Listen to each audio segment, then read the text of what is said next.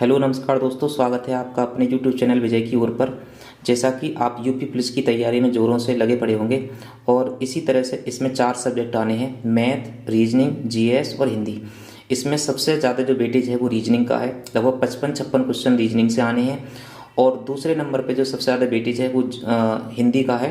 तो आप हिंदी को इग्नोर ना करें, ठीक है ना। तो हिंदी का जो अच्छा खासा जो सिलेबस है, लिमिटेड सिलेबस है और आप कम समय में अपना ज़्यादा स्कोर कर सकते हैं, ठीक है ना। तो मैं कम समय बचा है आपके पास में, ज़्यादा टाइम तो है नहीं इसके आपके पेपर के लिए। तो अगर 11 फरवरी को पेपर होना है तो मुश्किल से आपके पास में मुश्किल से 40 या 35 दिन आपके पास में सुरक्षित हैं। तो आप इन 40-45 दिनों में ज़्यादा कुछ ना पढ़ के थोड़ा थोड़ा अपना पढ़ें और जल्दी से अपने जो सिलेबस है उसे कंप्लीट करके और रिवीजन के तौर पे करें। और एक टेस्ट, मॉक टेस्ट आप जरूर लगाते रहें, ठीक है ना। तो मैं आपके लिए जो लेकर आया हूँ वो हिंदी की क्लास लेकर आया हूँ और हिंदी हम जल्दी से करेंगे, थोड़ा सा कम समय में करने की कोशिश करेंगे कि ज़्यादा से ज़्यादा चीज़ें हो जाएं। तो आइए स्टार्ट करते हैं अपने आज हिंदी की वर्णमाला, ठीक है ना। तो अपना जो सिलेबस है आज हिंदी की वर्णमाला और बेसिक, ये चीज़ें अपने आज करते हैं, ठीक है ना। तो जैसे कि अपना जो आज का टॉपिक रहेगा वो रहेगा हिंदी वर्णमाला से, ठीक है ना। हिंदी वर्णमाला ये वाला। तो देखिए, अब इसमें आपको जो याद रखना है वो क्या याद रखना है कि भाई इसमें थोड़ी थोड़ी जो बेसिक चीज़ें हैं वो थोड़ी सी देखते हुए चलनी है। जैसे मान लो सबसे पहले देखना है कि भाई भाषा क्या है। अगर कोई शब्द आ जाए कि भाई भाषा क्या है तो हम किस तरह से ऐसे पढ़ पाएंगे। तो जो हमारा जो चीज़ है वो कैसे याद रखनी है कि भाई देखो, भाषा है तो कौन सी धातु से बना है, ये बना है भास धातु से, ठीक है ना, भास धातु से। और इसका मीनिंग क्या होता है, इसका मीनिंग होता है टू टेल या फिर कहना, इस तरह से। तो इस तरह से याद रखना है। और लगभग जो विश्व में भाषा बोली जाती हैं 6809 है और अपने लगभग जो रिकॉग्नाइज लैंग्वेज हैं वो कितनी है, लगभग 3000 लैंग्वेज अपनी इस तरह से हैं, ठीक है, याद रखनी है। अब थोड़ा सा याद रखना है, कभी कभी आ जाता है अपनी हिंदी का भाषा परिवार पूछ लिया जाता है और इस तरह से पूछा जाता है कि भी आकृति या रूप के आधार पर हिंदी कैसी भाषा है। तो हम बताएंगे आकृति या रूप के आधार पर हिंदी जो है वो कैसी है, वियोगात्मक भाषा है, वियोगात्मक या विश्लिष्ट, ठीक है ना। तो ये बात याद रखनी है। कभी कभी एक नंबर में वियोगात्मक या विश्लिष्ट भाषा के तौर पर पूछ लिया जाता है। विश्लिष्ट मतलब जिसका मतलब एक ही अर्थ होता है, कोई शब्द है तो जिसका मतलब एक स्पेशल अपना मीनिंग होता है, ठीक है ना। तो वियोगात्मक और विश्लिष्ट। ऐसे ही एक आता है भाषा परिवार। तो हम देखेंगे कि भाई हिंदी में कितने भाषा परिवार होते हैं। तो अपने भाषा परिवार में जो भाषा परिवार है इंडिया में कितने परिवार चलते हैं, 4 परिवार। तो उसमें ध्यान रखना है एक कौन सा होता है, एक होता है अपना भारूपीय परिवार, ठीक है ना। तो एक भारूपीय परिवार है, तो भारूपीय परिवार को याद रखना है, ठीक है ना। इसके बाद में कौन सा परिवार है दूसरा, एक दूसरा है द्रविड़ परिवार। तो द्रविड़ परिवार दूसरा। तीसरा कौन सा है, ऑस्ट्रिक परिवार। और चौथा कौन सा है, चीनी तिब्बती इस तरह से, ठीक है, चीनी तिब्बती। तो इसमें सबसे ज़्यादा भारत में जो बोलने वाले लोग हैं वो कौन से परिवार में आते हैं, ये आते हैं अपने भारूपीय परिवार में, ठीक है ना। कितने लोग बोलते हैं, लगभग 73% भारतीय जो हैं वो भारूपीय भाषा का इस्तेमाल करते हैं, ठीक है। इस तरह से द्रविड़ भाषा का कितने लोग इस्तेमाल करते हैं, तो 25% द्रविड़ भाषा बोलते हैं। उसी तरह से ऑस्ट्रिक कितने बोलते हैं, तो 1.3% ऑस्ट्रिक बोलने वाले हैं और 0.7% भाषा जो है वो चीनी तिब्बती बोलने वाले हैं, ठीक है ना। और थोड़ी सी बात ये याद रखनी है कि भारूपीय जो है वो उत्तर भारत में ज़्यादा बोली जाती है। तो हमें स्पेशली याद रखना है कि भी उत्तर भारत में बोलने वाले जो लोग हैं ज़्यादातर क्या बोलते हैं, ये भारूपीय भाषा बोलने वाले होते हैं, ठीक है ना। अब थोड़ा सा स्पेशली इस पर ये ध्यान रखना है कि जो भारूपीय परिवार है उसमें कौन कौन सी भाषाएँ आती हैं। तो भारूपीय परिवार में जो आती हैं वो आती हैं, एक तो हिंदी आती है और एक बांग्ला आती है और एक गुजराती आती है और एक मराठी और एक पंजाबी, ठीक है ना। हिंदी, बांग्ला, गुजराती, मराठी और पंजाबी, ठीक है ना। इसके बाद में द्रविड़ परिवार में पूछे कि कौन कौन सी भाषा आती हैं, तो तमिल भाषा आती है, तेलुगु भाषा आती है, कन्नड़ आती है और मलयालम। कभी कभी क्या होगा, एक भाषा आपके लिए दे देगा विकल्प और पूछ लेगा कि ये कौन से परिवार से बिलोंग करती है। तो आप ये बात जरूर याद रखना है कि द्रविड़ परिवार में तमिल आती है, तेलुगु, कन्नड़ और मलयालम। यानी दक्षिण भारत में जो बोली जाने वाली भाषाएं लगभग तमिलनाडु बोली जाती है, तेलुगु आंध्र प्रदेश वगैरह, कन्नड़ कहाँ पर बोली जाती है, कर्नाटक वगैरह, मलयालम कहाँ पर बोली जाती है, केरल वगैरह। तो इस तरह से ये भाषाएं दक्षिण इंडिया में बोली जाती हैं। तो इन्हें याद रखना है कि ये कौन से परिवार में आती है, द्रविड़ में, ठीक है ना। इसी तरह से ऑस्ट्रिक परिवार में कौन सी आती हैं, तो एक संथाली भाषा है, एक होप भाषा है, एक सवेरा है, एक गारो है, एक खासी है और एक निकोबारी। तो ये भाषाएं कहाँ पर आती हैं, अपने ऑस्ट्रिक परिवार में आती हैं। इसी तरह से चीनी तिब्बती में कौन सी आती हैं, देखो डपला हो गई एक, नहीं अबोर हो गई, मिसमी, लूसी। ये डपला, मिरी और अबोर, मिसमी, ये पहाड़ियाँ भी हैं हमारी अरुणाचल प्रदेश में और ये भाषा भी यानी चीनी तिब्बती फैमिली में जो आती हैं वो कौन सी आती है, मिरी, अबोर, मिसमी, लुसेई और एक और है डपला, वो भी याद रखनी है, ठीक है ना। इसके बाद में अगर हम बात करें हिंदी के बारे में, ठीक है ना, स्पेशली कि भी हिंदी के बारे में, तो ये हिंदी है जैसे, तो अगर हिंदी के बारे में बात करें तो हिंदी का जो भाषा परिवार है वो कौन सा है, भाषा परिवार कौन सा है, भारूपीय, यानी हमारी जो हिंदी है वो कौन से परिवार में आती है, भारूपीय परिवार में आती है। इसी के बाद ही अगर हम बात करें शाखा की कि भी शाखा कौन से में आती है, तो हम कहेंगे भारतीय ईरानी शाखा की भाषा है, यानी भाषा परिवार जो हो गया हिंदी का वो कौन सा हो गया, भारूपीय, और शाखा जो हो गई, शाखा कौन सी होगी, शाखा हो गई भारतीय ईरानी। ऐसे ही अगर उपशाखा की बात करें तो उपशाखा कौन सी आती है, भारतीय आर्य शाखा। अब एक और बात याद रखनी है कि जो भारतीय आर्य शाखा है उसके 3 भाग हैं जिसमें बांटा गया है। एक तो पहला जो भाग है इसका वो कौन सा है, प्राचीन भारतीय आर्य भाषा, दूसरा जो भाग है वो कौन सा है, मध्यकालीन भारतीय आर्य भाषा, और तीसरा जो पार्ट है वो आधुनिक भारतीय आर्य भाषा। इस तरह से 3 भागों में बांटा गया है। जो प्राचीन भारतीय आर्य भाषा है वो 1500 BC से लेके 500 BC तक चलती है, ठीक है ना, इसका टाइम पीरियड कितना है, 1500 BC से लेके 500 BC। और जो मध्यकालीन भारतीय आर्य भाषा है उसका टाइमिंग कितनी है, 500 BC से लेकर 1000 AD तक है। और जो आधुनिक भारतीय आर्य भाषा है इसका टाइम 1000 AD के बाद में, यानी 1000 ईस्वी के बाद में, ठीक है ना, ये याद रखनी है। अब प्राचीन भारतीय आर्य भाषा में कौन सी भाषा आती है, तो अपनी एक भाषा आती है संस्कृत, ठीक है ना, इसे याद रखना है संस्कृत। संस्कृत भाषा कौन सी में आती है, प्राचीन भारतीय आर्य भाषा में, यानी ये हमारा इसका हिस्सा हो गया। ऐसे ही मध्यकालीन भारतीय आर्य भाषा में कौन सी होती है, तो पाली आती है, प्राकृत आती है और अपभ्रंश आती है, ठीक है ना। ये 3 भाषाएं कहाँ पर आ गई तुम्हारे, मध्यकालीन भारतीय आर्य भाषा में। और आधुनिक भारतीय आर्य भाषा में कौन आती है, अवहट्ट और हिंदी, यानी ये 2 भाषाएं कहाँ पर आती हैं, आधुनिक भारतीय आर्य भाषा में आती हैं। तो इसमें से थोड़ा सा याद रखना है कि भी जैसे संस्कृत वाली है तो संस्कृत में 2 पार्ट हैं, ऋग्वैदिक संस्कृत और उत्तर वैदिक संस्कृत, तो इन्हें भी याद रखना है थोड़ा सा। ऋग्वैदिक का जो टाइम पीरियड है वो 1500 BC से लेके और 1000 BC तक है। उत्तर वैदिक का जो टाइम पीरियड है उत्तर वैदिक संस्कृत का वो 1000 से लेके 500 तक है। ऋग्वैदिक संस्कृत ऋग्वेद के नाम से है, इसका मतलब है कि जो ऋग्वेद की रचना हुई है वो इस काल में हुई है, ऋग्वैदिक काल में, उसी मतलब ऋग्वेद के नाम से ऋग्वैदिक संस्कृत इसका नाम पड़ा हुआ है, ठीक है ना। वेद वगैरह जो लिखे हुए हैं वो उसमें ऋग्वेद जो अपना है वो सबसे पुराना वेद है और सबसे पहला वेद कौन सा है, ऋग्वेद, तो उसकी भाषा कैसी है, ऋग्वैदिक संस्कृत है, ठीक है ना। तो ये चीज़ें याद रखनी है, थोड़ा सा एक क्रम याद रखना है ये संस्कृत से। कभी कभी पूछ लेगा कि भाई संस्कृत का बिगड़ा हुआ स्वरूप क्या है, तो संस्कृत से जो बिगड़ के जनमानस की भाषा बनी वो कौन सी थी, पाली, यानी सबसे पहली जनमानस की भाषा जो है वो पाली है, नहीं ये देसी भाषा सबसे पहली कौन सी है, पाली है। उसके बाद में पाली का जो बिगड़ा हुआ स्वरूप है या पाली का अपभ्रंशित रूप क्या कहलाता है, प्राकृत कहलाता है। प्राकृत का अपभ्रंशित रूप क्या कहलाता है, अपभ्रंश कहलाता है। और अपभ्रंश का अपभ्रंशित रूप क्या कहलाता है, अभट्ट, और अभट्ट का अपभ्रंशित रूप क्या कहलाता है, हिंदी कहलाता है। तो ये बात थोड़ी सी याद रखनी है, यानी हमें ये बात याद रखनी है। एक तो इनका टाइम पीरियड थोड़ा सा देख ले रहे हैं भाई, पाली का टाइम पीरियड कितना है, 500 से लेकर 500 BC से 1 AD तक। ऐसी प्राकृत भाषा का टाइम पीरियड कितना है, 1 AD से लेकर 500 AD तक। ऐसी अपभ्रंश भाषा का टाइमिंग कितना है, 500 AD से लेकर 900 AD तक। और अभट्ट का कितना माना जाता है, 900 से 1100 ईस्वी तक। और हिंदी का कितना माना जाता है, हिंदी का लगभग 1000 ईस्वी के बाद माना जाता है। तो ये थोड़ी सी बातें याद रखनी है। अच्छा, थोड़ी सी बात ये याद रखनी है कि इनका अपभ्रंशित रूप पूछ लेता है तो हिंदी किस भाषा से मिलकर बनी है, तो हिंदी बनी है अपनी अवहट्ट से मिलके, यानी अवहट्ट का अपभ्रंशित रूप है हिंदी। यानी अगर पूछा जाए कि भी हिंदी कौन सी भाषा से मिलकर बनी है तो हम बताएंगे अवहट्ट से मिलकर बनी है। लेकिन अगर हमसे क्वेश्चन ये आ गया कि भी हिंदी किस भाषा की जननी है तो हम बताएंगे हिंदी जो है संस्कृत भाषा की जननी है, मतलब हिंदी की जो जननी है वो कौन सी है, संस्कृत भाषा, क्योंकि दुनिया की जितनी भाषा हैं उनकी सबकी जननी कौन मानी जाती है, संस्कृत भाषा मानी जाती है, ठीक है ना। तो ये थोड़ी सी बातें याद रखनी है और ये सीक्वेंस याद रखना है, संस्कृत, पाली, प्राकृत, अपभ्रंश, अभट्ट और हिंदी का, ठीक है ना, क्योंकि यहाँ से अपभ्रंशित रूप कभी कभी पूछ लिए जाते हैं। इसके बाद में अपने देखते हैं कि भी इसकी जो अपभ्रंश के भेद हैं वो कितने अपभ्रंश के भेद हैं, तो हमें थोड़ा सा याद रखना है अपभ्रंश के भेद। अब अपभ्रंश के भेद कितने हैं, तो अपभ्रंश के 7 भेद हैं। जैसे सबसे पहले अपभ्रंश के जो भेद हैं कितने भेद हैं, 7 भेद हैं। सबसे पहले कौन सा आता है, सबसे पहले आता है सौर सेनी, ठीक है, कौन सा आ गया, सौर सेनी। इसके बाद में कौन सा आता है, खस अपभ्रंश आता है, ठीक है ना।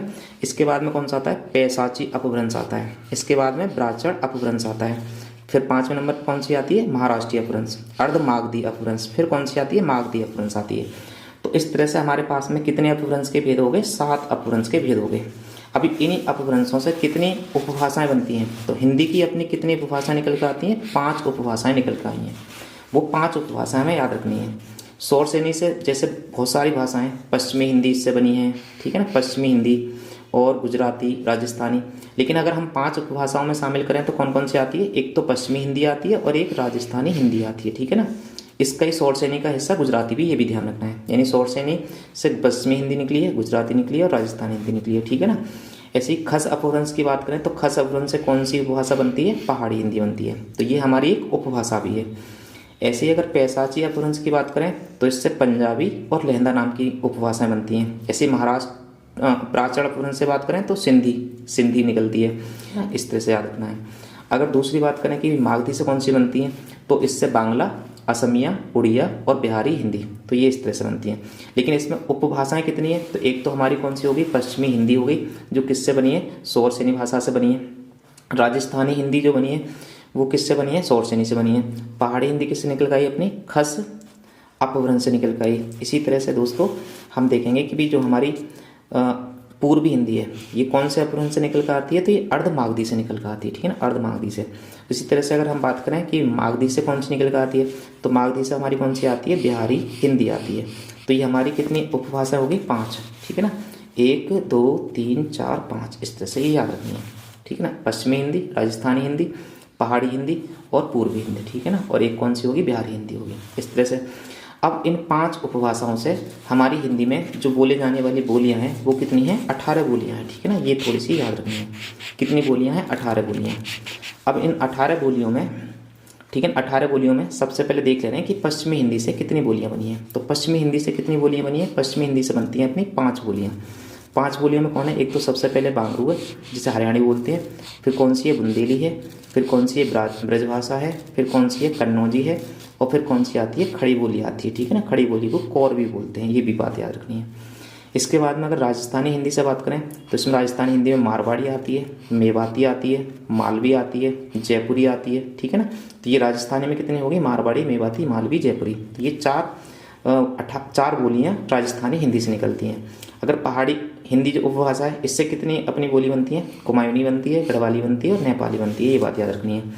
इसके बाद में पूर्वी हिंदी जो हमारी उपभाषा है इससे बघेली निकल कर आती है, अवधी निकल कर आती है और छत्तीसगढ़ी, यानी 3 बोलियां हमारी यहाँ से हो गई। और इस तरह से बिहारी अगर हिंदी की बात करें तो बिहारी हिंदी से मैथिली, मगही एंड भोजपुरी, तो इस तरह से कितनी मतलब बोलियां हो गई? 18 बोलियां। तो ये ऊपर से लेकर नीचे तक हमारी 18 बोलियां हैं। 18 बोलियों को हमें याद रखना है और हमसे पूछी भी जाती हैं कि कौन सी उपभाषा से कौन सी बोली बनी है, तो इस तरह से याद रखना है। अच्छा, थोड़ी सी बात हम हिंदी के बारे में बात कर ले रहे हैं। तो अगर हिंदी की हम बात करें तो हिंदी हमारी एक कैसी है? राजभाषा है। ये थोड़ी सी बात याद रखनी है कि भी हमारी हिंदी जो आती है वो कैसी आती है? वो राजभाषा के तौर पे स्थापित है, हमारी राष्ट्रभाषा ना है, ठीक है ना। राष्ट्रभाषा क्या होती है? पूरे देश में जो पॉपुलर हो, लोकप्रिय हो। लेकिन हमारी जो हिंदी है वो पूरे देश में पॉपुलर ना है और राष्ट्रीय भाषा वो इस तरह से नहीं है। तो हम क्या याद रखेंगे? हमारी हिंदी कैसी है? राजभाषा। जैसे अगर क्वेश्चन आ जाए कि भी हिंदी कैसी भाषा है? राजभाषा है या राष्ट्रभाषा है? तो हम क्या लगाएंगे कि भी हमारी हिंदी जो है वो राजभाषा है, ठीक है ना। अब ये याद रखना है कि भी कौन से भाग में है, तो थोड़ा सा संविधान के बारे में भी कि राजभाषा है तो कौन सी कहाँ पे रखी हुई है। तो हम याद रखेंगे हिंदी जो है हमारी वो भाग कहाँ पे? 17 में है, अनुसूची 8 में है और अनुच्छेद 343 से लेकर 351 तक है, ठीक है ना। चलो अब इसके बाद में थोड़ा थोड़ा ये देख लें कि कौन से अनुच्छेद में। जैसे अनुच्छेद कितना है? 343 से 351। तो 343 अनुच्छेद में क्या बोला गया है? 343 अनुच्छेद में कि संघ की जो राजभाषा है वो क्या होगी? हिंदी होगी और लिपि क्या होगी? देवनागरी होगी। ये तो थोड़ी सी बात याद रखनी है। अनुच्छेद 344 क्या कहता है? कि राजभाषा के संबंध में आयोग और संसद की सम्मतियाँ। तो आयोग जो राजभाषा के संबंध में आयोग बनेगा, संसद बनेगा, तो उससे संबंधित आर्टिकल कौन सा है हमारा? अनुच्छेद 344 है। 345 अनुच्छेद में क्या रखा है? राज्यों की राजभाषाओं के बारे में कि राज्यों की राजभाषाएं क्या होंगी। इसके बाद में क्या याद रखना है? इसके बाद में याद रखना है कि भी अनुच्छेद 346 में क्या दे रखा है? एक संघ और दूसरे राज्य की पत्रादि की राजभाषा के बारे में, यानी राज्य जब एक दूसरे से पत्राचार करते हैं तो उनकी राजभाषा क्या होगी, तो ये बारे में दे रखा है 346 में। ऐसे ही अनुच्छेद 347 है। अनुच्छेद 347 क्या बोलता है कि भी किसी राज्य की जनसंख्या के किसी अनुभाग की भाषा के बारे में विशेष उपबंध, यानी अगर कोई अनुभाग है, कोई विशेष भाषा, अगर कोई छोटा सा भाग है तो उसकी भाषा के बारे में बता रखा है कौन सा? आर्टिकल 347 में। ऐसे ही आर्टिकल 348 बहुत इंपॉर्टेंट है क्योंकि इसमें क्या बता रखा है कि हमारे सुप्रीम कोर्ट और हाई कोर्ट की और संसद की और राज्य विधानमंडलों की भाषा के बारे में, क्योंकि सुप्रीम कोर्ट और हाई कोर्ट की भाषा कैसी होती है, हमारी अंग्रेजी है। तो ये सब चीज़ें कहाँ पे लिखी हुई हैं, आर्टिकल 348 में। अनुच्छेद 348 में क्या दे रखा है, भाषा से संबंधित विधेयक अगर कोई बनेगा तो कहाँ पे लाना होगा, अनुच्छेद 349 में। 350 में क्या दे रखा है, 350 में अल्पसंख्यक वर्ग के लिए प्राथमिक स्तर पर मातृभाषा में शिक्षा की सुविधाएं, यानी अल्पसंख्यक वर्ग के लिए क्या होगा, प्राथमिक स्तर पर क्या होगा, मातृभाषा में शिक्षा की सुविधाएं, ये आर्टिकल 350 कहता है। और ऐसी आर्टिकल जो 351 है, अनुच्छेद 351 क्या कहता है कि हिंदी के विकास के लिए जो निर्देश दिए गए हैं, यानी विकास के कार्य करने के लिए हमें कौन से बता रखा है, आर्टिकल 351 में बता रखा है, ठीक है ना। इसी तरह से दोस्तों अब आते हैं अपनी 8वीं अनुसूची में, ठीक है ना। तो 8वीं अनुसूची में ये ध्यान रखना है कि हमारी जो भाषा हैं, कुल भाषाएं हमारे संविधान में कितनी दे रखी हैं, तो कुल भाषाएं आज के टाइम पे हमारे संविधान में दे रखी हैं 22, ठीक है ना। तो कुल राजभाषाएं कितनी है हमारे में संविधान में, 22 राजभाषाएं, ठीक है ना। अगर बात करें कि मूल संविधान में कितनी भाषाएं थी, तो मूल संविधान में याद रखनी है 14 ही राजभाषाएं थी, ठीक है ना। और ये कौन सी सूची में उल्लिखित है, ये 8वीं सूची में अपना दे रखा है कि 8वीं सूची में उल्लिखित है, ये बात याद रखनी है।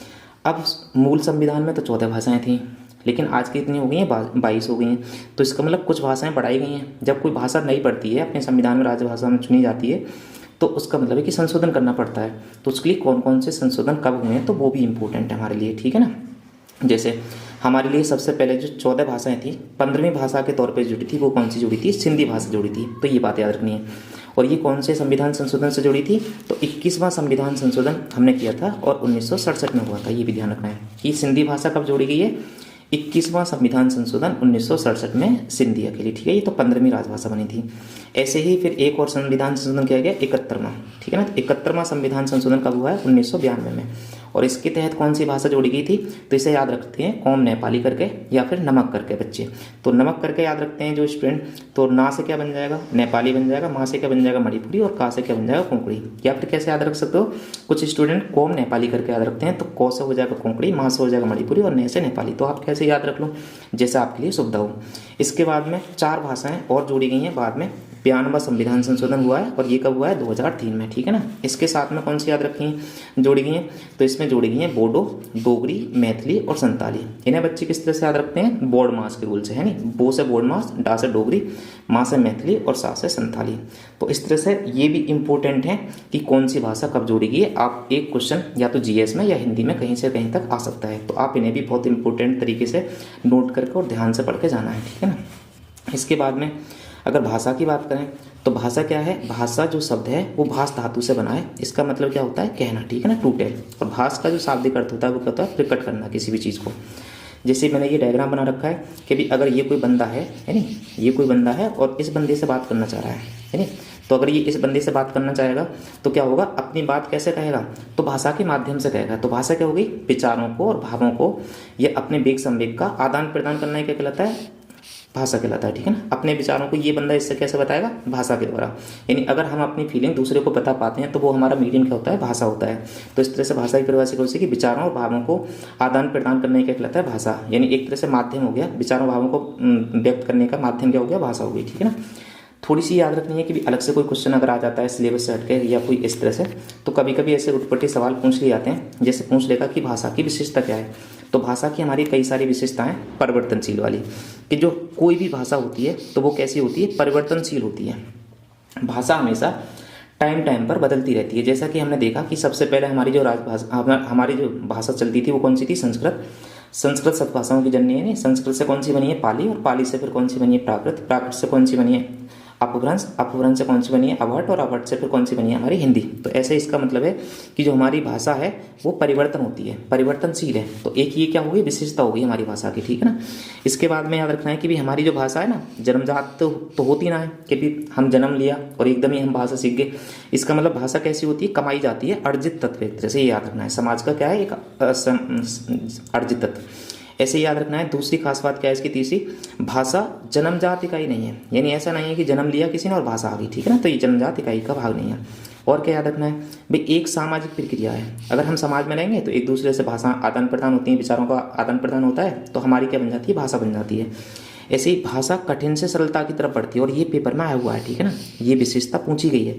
कि भी भाषा हमेशा कैसे बढ़ती है, सरलता से कठिनता, कठिनता से सरल की तरफ। तो हमें याद रखना है कठिन से सरल की ओर बढ़ती है हमारी भाषा। कोई भी भाषा हो, सबसे पहले संस्कृत थी, बहुत ज़्यादा कठिन थी, उसके बाद में पाली आ गई, उससे ज़्यादा हल्की हुई, पाली से और ज़्यादा, फिर आगे प्राकृत आ गई, वो और हल्की होगी, फिर उसके बाद में अपभ्रंश आ गई, फिर अवट आ गई। ऐसे मतलब ये क्रम बनता रहता है। तो आज के टाइम पे क्या चलती है, हमारी हिंदी चलती है। तो हमेशा कैसे चलती है, कठिन से सरल की तरफ बढ़ती है भाषा हमेशा, ये बात याद रखनी है, ठीक है ना।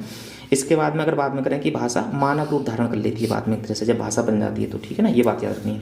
इसके बाद में अब हमें ये याद रखना है कि भाषा सीखने के आवश्यक गुण भी होते हैं, यानी कुछ प्रॉपर्टीज़ हैं जो भाषा सीखने में काम आती हैं, तो वो याद रखना है। एक सबसे पहली प्रॉपर्टीज है जिज्ञासा, और फिर क्या है, अनुकरण और अभ्यास। यानी भाषा अगर कोई सीखनी है तो सबसे पहले हमारे दिमाग में क्या होनी चाहिए, हमारे दिमाग में सबसे पहले क्या होनी चाहिए, जिज्ञासा होनी चाहिए। अगर किसी भाषा के लिए, कोई चीज़ सीखने के लिए सबसे पहले भाषा क्या, हम कुछ और भी चीज़ सीखेंगे तो सबसे पहले क्या जरूरी है, जिज्ञासा, ठीक है ना।